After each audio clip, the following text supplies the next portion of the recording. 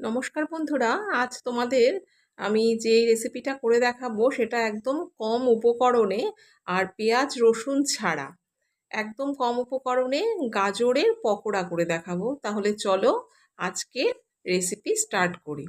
গাজরের পকোড়া করার জন্য দেখো আমি গাজর গ্রেট করে নিয়েছি, যে গ্রেটারগুলো আছে ওই গ্রেটারগুলো দিয়ে গ্রেট করে ধুয়ে নিয়েছি। এখানে নিয়ে নিয়েছি কাঁচা লঙ্কা, ভাজা মশলা আর চিলি ফ্লেক্স। আরও অনেক কিছু আছে, সেগুলো তোমাদের রান্নাটা করতে করতে বলছি। এবার গাজরের মধ্যে এই তিনটে উপকরণ যেটা তোমাদের বললাম সেইগুলো দিয়ে দিলাম। এরপর এটার সাথে অ্যাড করব পরিমাণ মতন লবণ আর পরিমাণ মতন হলুদ। তোমরা যারা এটা পেঁয়াজ রসুন দিয়ে করতে চাও পেঁয়াজ রসুন দিতে পারো, তবে নিরামিষের দিন আমি যেভাবে বলছি সেভাবে করে দেখো একবার, খুব ভালো লাগবে। লবণ হলুদ দিয়ে দিয়েছি। এইবার এটার মধ্যে অ্যাড করলাম ময়দা। এর মধ্যে তোমরা বেসনও দিতে পারো, যেহেতু আমি তোমাদের বলেছি যে কম উপকরণে করব সেই জন্য আর কিছু দিলাম না। ময়দা দিয়ে বেশ ভালো করে যা যা উপকরণ দিয়েছি তার সাথে মেখে নিচ্ছি। এর মধ্যে কিন্তু কোনো জল ইউজ করব না। গাজরটা ধুয়ে রাখার পর যতটুকুনি অল্প অল্প জল গায়ে লেগে থাকবে ওটা দিয়েই এটা মাখা হবে, এক্সট্রা কিন্তু কোনো জল ইউজ করব না। গাজর বেশ ভালো করে সমস্ত উপকরণের সাথে আমি মেখে নিচ্ছি। বন্ধুরা, একটা কথা বলি, আজকের রেসিপি যদি তোমাদের ভালো লাগে তাহলে প্লিজ একটা লাইক করে দিও। আর এই রকম কম উপকরণের রেসিপি যদি তোমরা দেখতে চাও আমার চ্যানেলটিকে সাবস্ক্রাইবও করে রাখতে পারো। এবার দেখো গাজরকে আমি একটা শেপ দিয়ে নিয়েছি। আমি এখানে একটু লম্বাটে টাইপের শেপ দিয়েছি, তোমরা এটাকে ছোট, গোলাকার, যেরকম খুশি চ্যাপ্টা যেরকম খুশি শেপ দিতে পারো।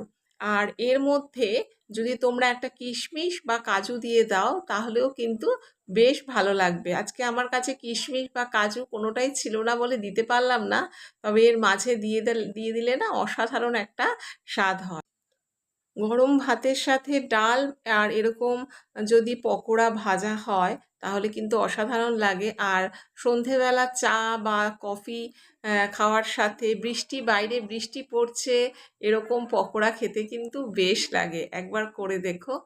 তো দেখো আমি সমস্ত গাজরগুলোকে অল্প অল্প করে এরকম একটু শেপ দিয়ে প্লেটে রাখলাম। ওইদিকে গ্যাসে বসিয়ে দিয়েছি কড়াই আর তেল দিয়ে দিয়েছি। তেল কিন্তু খুব কম দিয়েছি, দেখো এই তেলেই কিন্তু আমি ভাজবো। ইচ্ছে করলে আমি অনেকটা তেল দিয়ে ডিপ ফ্রাই করতেই পারতাম, কিন্তু সেটা কিন্তু স্বাস্থ্যের পক্ষে ভালো হতো না।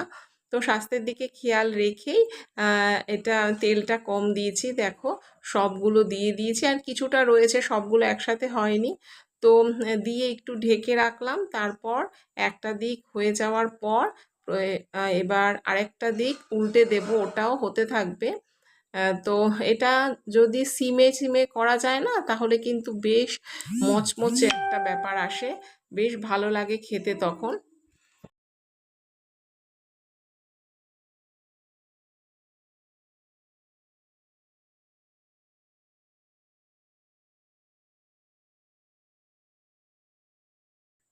আর এই দেখো দুপাশটাই বেশ ভাজা হয়ে গেছে। এবার আমি এটাকে তুলে নিচ্ছি, সার্ভ করব। এটা পেঁয়াজ টমেটো এগুলো দিয়েও সন্ধ্যের বেলাও খেতে পারো, আর ডাল দিয়ে ভাত দিয়ে তো খাওয়া যায়।